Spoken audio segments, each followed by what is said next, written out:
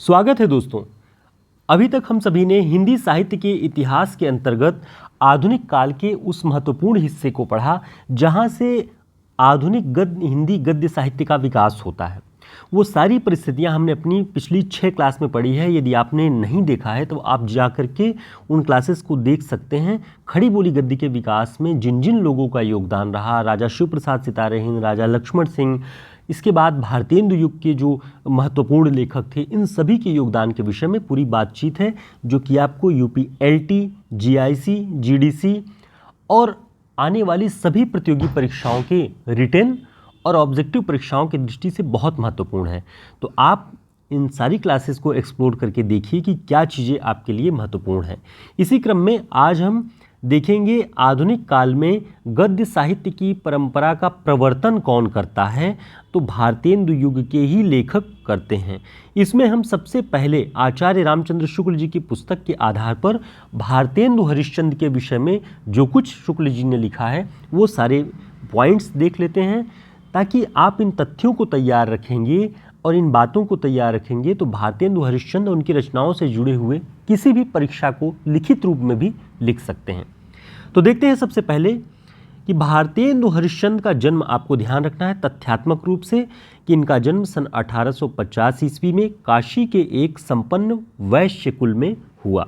ध्यान रखेंगे, कुछ बातें आपको ध्यान रखनी चाहिए। कभी भी परीक्षाओं में किसी तरीके से पूछा जा सकता है कि किस कुल में हुआ, वैश्य कुल में। सन 1868 ईस्वी में इन्होंने बंगला से विद्या सुंदर नाटक का हिंदी में अनुवाद किया। तो बंगला से किस नाटक का अनुवाद किया? विद्या सुंदर नाटक का हिंदी में अनुवाद किया। इसका सन ध्यान रखना है 1868। और इसी वर्ष यानी 1868 में ही कवि वचन सुधा नाम की एक पत्रिका भी उन्होंने चलाई। सन वही है जब विद्या सुंदर नाटक उन्होंने अनुवाद किया और उसी वर्ष इस पत्रिका का उन्होंने संपादन शुरू किया, जिसमें पहले पुराने कवियों की कविताएं प्रकाशित होती थी। तो पहले तो पुराने कवियों की कविताएं प्रकाशित होती थी, बाद में कवि वचन सुधा में कुछ गद्यात्मक लेख भी प्रकाशित होने लगे। ठीक है, इतनी बातें महत्वपूर्ण हैं जो कि ध्यान रखें। आगे देखते हैं सन 1873 ईस्वी में इन्होंने हरिश्चंद्र मैगजीन नाम से एक मासिक पत्रिका निकाली। ध्यान रखेंगे, हरिश्चंद्र मैगजीन शुरुआत में नाम था, ये मासिक पत्रिका थी सन 1873 ईस्वी में, जिसका नाम 8 अंकों के उपरांत हरिश्चंद्र चंद्रिका हो गया। ये तथ्य महत्वपूर्ण है। कभी भी पूछे या आप उत्तर लेखन की शैली में इस बात को लिख सकते हैं कि हरिश्चंद्र मैगजीन उन्होंने एक मासिक पत्रिका निकाली इस नाम से और 8 अंकों के उपरांत इसका नाम उन्होंने हरिश्चंद्र चंद्रिका रख दिया। आचार्य रामचंद्र शुक्ल जी क्या लिखते हैं इसके विषय में, ये महत्वपूर्ण है। शुक्ल जी लिखते हैं कि गद्य का ठीक परिष्कृत रूप पहले पहल इसी चंद्रिका में प्रकट हुआ। अब आप ध्यान करें कि रामप्रसाद निरंजनी की जो रचना थी भाषा योग वासिष्ठ, उसमें भी यही बात लिखी कि परिष्कृत हिंदी का पहले पहल रूप जो है वो उन्हीं में दिखाई पड़ता है। लेकिन किस पत्रिका में गद्य का ठीक परिष्कृत रूप दिखाई पड़ता है? तो हरिश्चंद्र चंद्रिका में। जिस प्यारी हिंदी को देश ने अपनी विभूति समझा, जिसको जनता ने उत्कंठापूर्वक दौड़कर अपनाया, उसका दर्शन इस पत्रिका में हुआ। ये आचार्य रामचंद्र शुक्ल जी का कथन है हरिश्चंद्र चंद्रिका के विषय में। तो ये आपको ध्यान रखना है कि बहुत प्यारे ढंग से उन्होंने हरिश्चंद्र चंद्रिका के विषय में ये टिप्पणी की हुई है कि जिस प्यारी हिंदी को देश ने अपनी विभूति समझा, उसको जनता ने उत्कंठापूर्वक दौड़कर अपनाया, उसका दर्शन इस पत्रिका में हुआ। किस पत्रिका में? हरिश्चंद्र चंद्रिका में। तो ये बात आपको ध्यान रखना है। उन्होंने अपनी पुस्तक कालचक्र में नोट किया है कि हिंदी नई चाल में ढली सन 1873 में। नए चाल में ढली कि नई चाल में ढली, इस तरह से भी कई बार पूछा जा चुका है। तो आपको ध्यान रखना है कि हिंदी नई चाल में ढली सन 1873 में। तो सन भी ध्यान रखना है, किस सन से नई चाल में ढली और किस पुस्तक में ये बात भारतेंदु हरिश्चंद्र जी ने लिखी हुई है।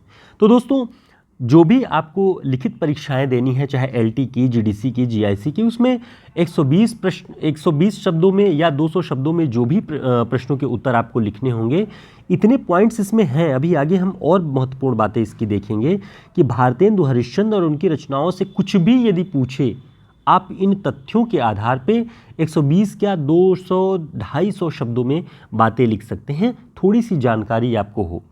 तो ज़रूरी नहीं है कि प्रश्न बना करके और उस हिसाब से हम दिखाते चलें। आप इतने अबोध नहीं हैं जो लोग इतना अबोध समझ के प्रश्न बना के दिखाते चले जा रहे हैं, क्योंकि एक लेक्चर वाइज जब आप किसी टॉपिक को सुनते हैं तो आप कंठस्थ कर लेते हैं, चीज़ों से परिचित हो जाते हैं। यही प्रयास हमारा है। आप इन पॉइंट्स को ध्यान रखेंगे क्योंकि तथ्य उत्तर लेखन में बहुत महत्वपूर्ण होते हैं। सबसे पहले तथ्यों को तैयार करिए और फिर उन तथ्यों का सही विश्लेषण। दो बातें अगर आप ध्यान रखते हैं तो किसी भी परीक्षा के उत्तर लेखन में आप बेहतर प्रदर्शन कर सकते हैं। तो ये बात ध्यान रखना है। आगे देखते हैं कि आचार्य रामचंद्र शुक्ल जी ने इसे हरिश्चंदी हिंदी कहा है। किसे कहा है? जो काल चक्र वाली पुस्तक में उन्होंने लिखा कि हिंदी नई चाल में ढली, उसे ही आचार्य रामचंद्र शुक्ल जी ने कहा कि ये हरिश्चंदी हिंदी है। ठीक है, तो ये बात ध्यान रखेंगे आप। दोस्तों ये सभी नोट्स, ये सभी पॉइंट्स आपको हमारे हिंदी साहित्य के शॉर्ट नोट्स में मिल जाएंगे।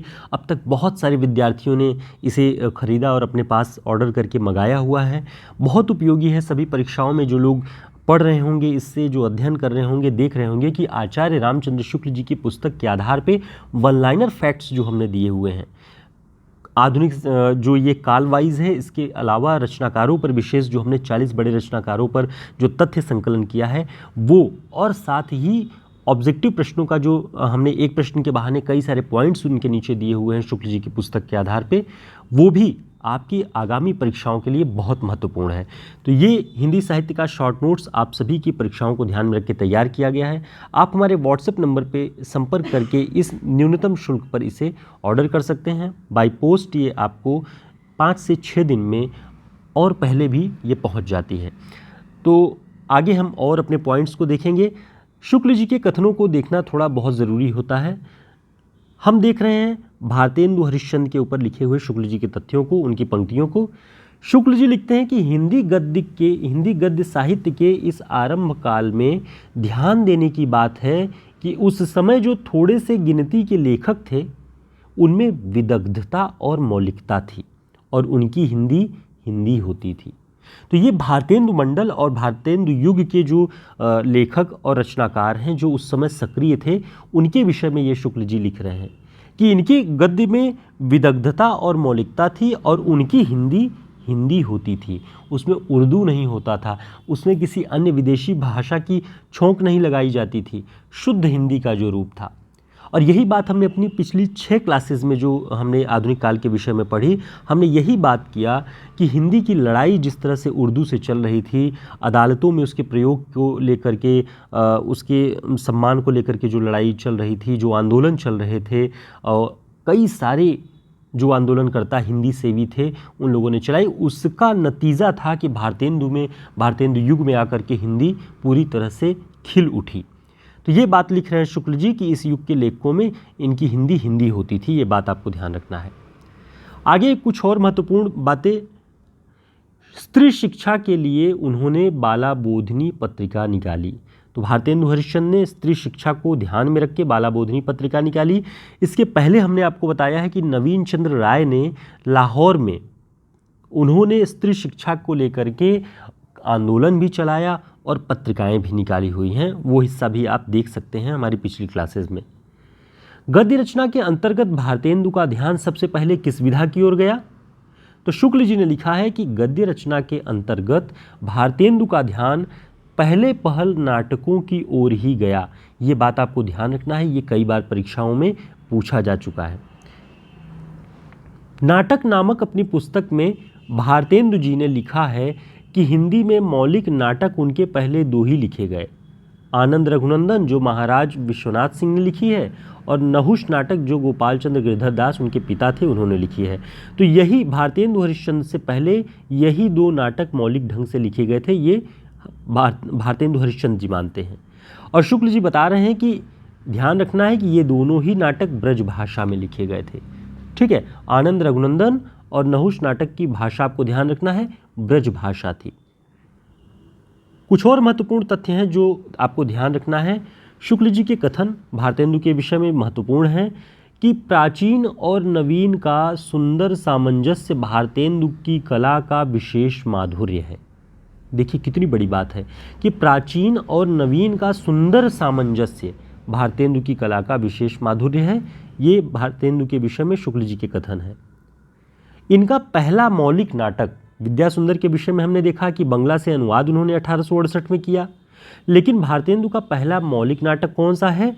वैदिकी हिंसा हिंसा न भवति, और ये 1873 ईस्वी में लिखा गया और प्रकाशित हुआ। इसके विषय में जो आपको बातें ध्यान रखनी है कि यह प्रहसन शैली में लिखा गया नाटक है। धर्म और उपासना के नाम पर समाज में प्रचलित जघन्य अनाचारों को इसमें उजागर किया गया है। ठीक है, तो थोड़ा सा इस नाटक के विषय के बारे में भी आपको ध्यान रखना होगा, जिससे आपको ये नाटक अच्छे से ध्यान रहेगा कि धर्म और उपासना के नाम पर समाज में आज भी जो जघन्य अनाचार प्रचलित हैं उन सभी को उजागर किया भारतेंदु जी ने। इसमें भारतेंदु जी ने राजा शिव प्रसाद सितारे हिंद को लक्ष्य करके चोट पहुंचाई है। ऐसा माना जाता है, शुक्ल जी ने भी लिखा है कि राजा शिव प्रसाद सितारे हिंद के कारण, दुमुहेपन के कारण या खुशामदी के कारण, जो ब्रिटिश शासन की खुशामदी वो कर रहे थे उसके कारण भारतेंदु जी पर कुदृष्टि हो गई थी ब्रिटिश सरकार की। इसलिए इस नाटक में उन्होंने शिव प्रसाद जी को केंद्र में रख करके उनको जो है चोट पहुंचाने के लिए इस तरह से कुछ बातें उसमें लिखी हैं। ये शुक्ल जी की पुस्तक में लिखा गया है। शुक्ल जी का एक और महत्वपूर्ण कथन है भारतेंदु जी के विषय में कि यह स्मरण रखना चाहिए कि अपने समय के सब लेखकों में भारतेंदु की भाषा साफ सुथरी और व्यवस्थित होती थी। तो देखिए ये बातें शुक्ल जी ने लिखी हुई हैं। जब भी आप भारतेंदु से संबंधित कुछ भी उत्तर लिखते हैं या ऑब्जेक्टिव प्रश्न ही आप तैयार कर रहे हैं, ये पंक्तियाँ महत्वपूर्ण हो जाती हैं। शुक्ल जी की पुस्तक तक यदि आपकी पहुंच नहीं हो पाती है, समय नहीं है आपके पास, और आप आसानी से महत्वपूर्ण पॉइंट्स को जानना चाहते हैं, तो आप हमारी क्लासेस को लगातार देखते रहें। अब हम लगातार इन सारे विषयों पर आपके लिए पॉइंट्स लाते रहेंगे। बीच में क्लासेस थोड़ी सी गैप हुई है किन्हीं व्यक्तिगत कारणों से, अब ये लगातार चलेगी। जुड़े रहें, चैनल को सब्सक्राइब कर लें, वीडियो को लाइक करें, कमेंट करके बताएं कि आपको ये वीडियो, आपको ये क्लास कैसी लगी। आगामी परीक्षाओं को ध्यान में रख के किस दृष्टि से हम तैयारी करवाएं, आप अपनी राय भी बता सकते हैं और उस पर हम विशेष रूप से काम करते हैं। फिर मिलेंगे एक नई क्लास में छोटी छोटी मगर मोटी बातों के साथ, छोटी क्लासों के साथ। नमस्कार, शुभकामनाएं।